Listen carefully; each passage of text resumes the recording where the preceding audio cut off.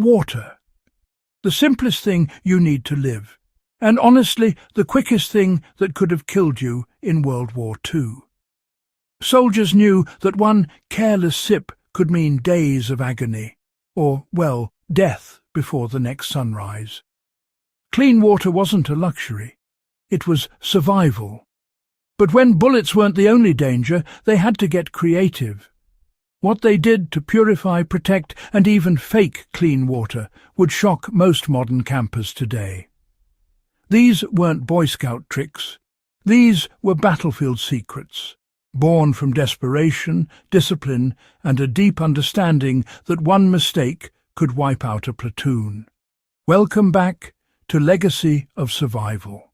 Today, we're diving deep into the hidden world of World War II water treatment hacks, the secret methods soldiers used to stay alive when every drop could kill.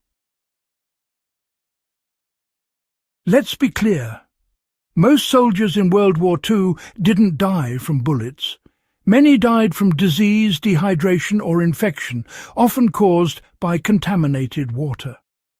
Rivers looked clean, streams sparkled under sunlight, but beneath that shimmer were bacteria, parasites, and chemical residues waiting to destroy a man's insides.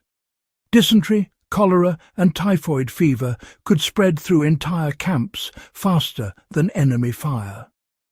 In the deserts of North Africa, soldiers watched men collapse not from combat, but from thirst so severe they'd risk drinking from puddles tainted by corpses and fuel spills. On the Pacific Islands, Japanese and American troops faced jungles crawling with invisible killers. Even melting snow in the European front lines could backfire. It carried bacteria from decomposing bodies hidden beneath. That's why purification became more than a skill. It became a weapon of survival.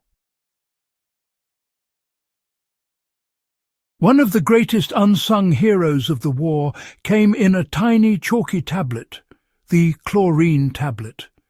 It was small, it smelled harsh, but it saved millions of lives. These tablets, carried in every soldier's kit, were designed to kill nearly anything living in a canteen of water.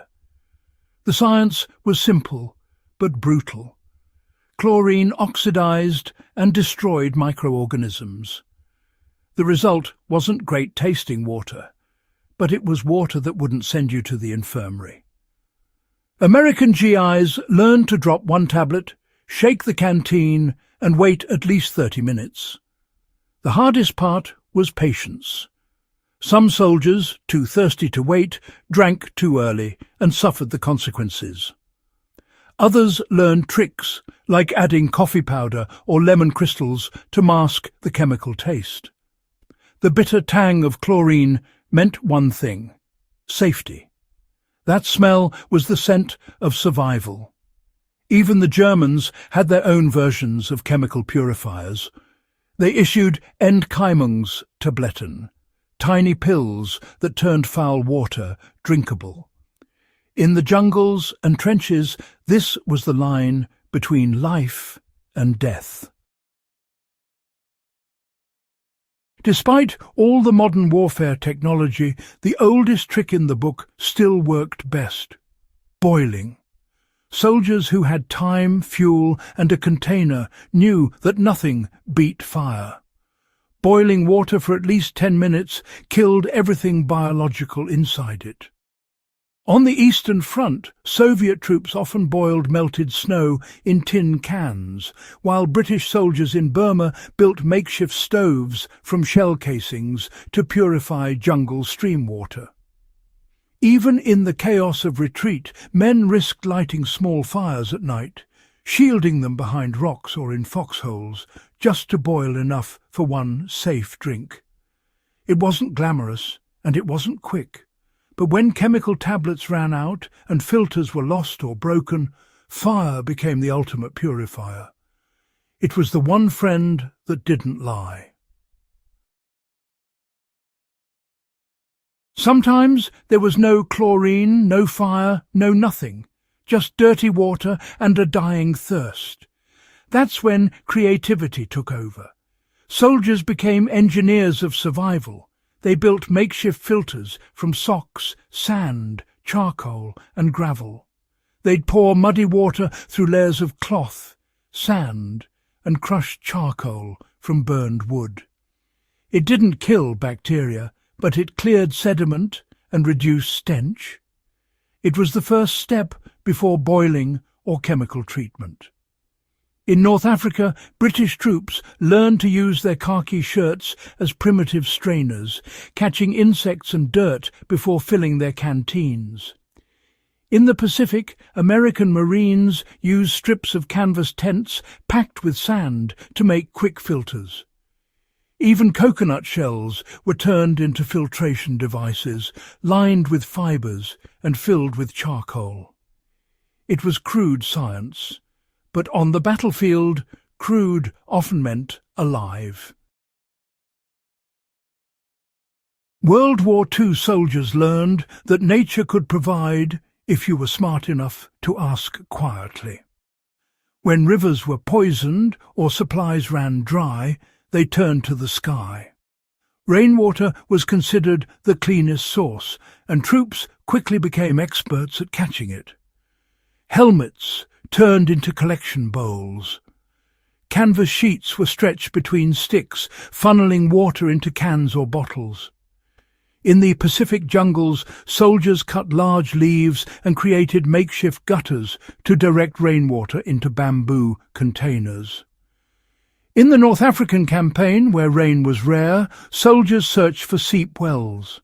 They'd dig shallow holes near dry riverbeds, waiting for groundwater to slowly seep through the sand. The first few inches were always thrown away, full of grit and contaminants, but what followed could be the cleanest drink they'd find for days. The Germans were notorious for marking hidden wells and guarding them fiercely. Many were booby-trapped, forcing Allied troops to test every source with caution.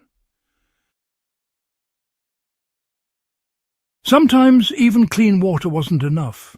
Soldiers needed to disguise bad taste, prevent infections, and stay alert. Enter the strange world of survival brews. In the field, troops often mix purified water with iodine, lemon powder, or even weak tea to hide the metallic flavour. Tea wasn't just comfort, it was medicine. The tannins in tea acted as mild antibacterials, while the warmth soothed the stomach after days of rations. Some Special Forces units carried iodine tinctures not only for wounds, but also for water. Just a few drops could make a litre safe to drink, though the taste was famously awful. Soldiers joked that it tasted like the hospital, but it kept them from dying like patients. German medics experimented with permanganate crystals, creating a purple solution that disinfected wounds and water alike. It was risky chemistry, but when thirst hit hard, men were willing to gamble. Here's the truth. Modern preppers have filters, bottles, tablets, and endless gadgets. But none of it matters if you don't understand the mindset that World War II soldiers had: discipline and improvisation. They didn't wait for perfect conditions. They adapted, used what was around them, and never trusted water by its look alone. They learned that clear didn't mean clean, and safe-looking could mean deadly. That's the mindset that kept millions alive through jungles, deserts, and bombed-out cities.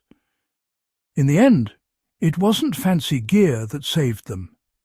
It was knowledge. It was the ability to act fast, think smarter, and stay calm when every drop could kill. Every canteen carried a story. Some had chlorine tabs rattling inside. Some had burn marks from boiling fires. Others had the faint scent of tea or iodine. But all of them represented the same thing: hope. The men who drank from them didn't just survive a war, They redefined survival itself. Their small, simple water tricks shaped modern emergency protocols and military survival training. The same purification principles used today in disaster zones and outdoor expeditions were born from their desperate creativity under fire.